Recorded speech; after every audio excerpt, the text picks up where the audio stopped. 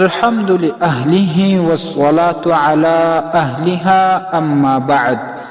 معززو یورور دا پوښتنه کړې ده چې د علماء کرامو څخه موږ اورېدلي چې کم منځ په داسې اوداسه باندې وسي چې په هغه اوداسه کې مسواک استعمال شوی وي، نو دغه لمونځ اویا چنده تر هغه لمانځه فضیلت لري چې هغه لمونځ په داسې اوداسه وسي چې په اوداسه کې مسواک نه استعمال شوی. آیا دا خبره حقیقت لري کنه؟ ابو بالله التوفیق. محترمه دا یقیني خبره ده او دا په صحیح حدیث باندې ثابته ده.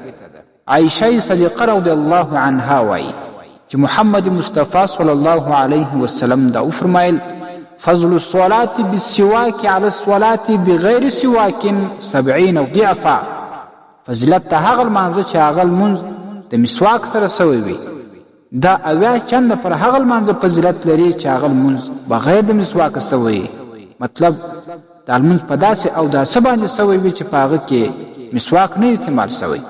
امام احمد رحمه الله په خپل مسند کې دا حدیث نقل کړی او دا شان امام ابن خزیمه په خپل صحیح کې نقل کړی او دا شان امام دمیاطی رحمه الله هم دا حدیث نقل کړی او امام حاکم رحمه الله په المستدرک کې نقل کړی. نو باید په اوداسه کې مسواک استعمال سي، نو په هغه لمانځه کې اویا چنده فضیلت بیا زیات وي.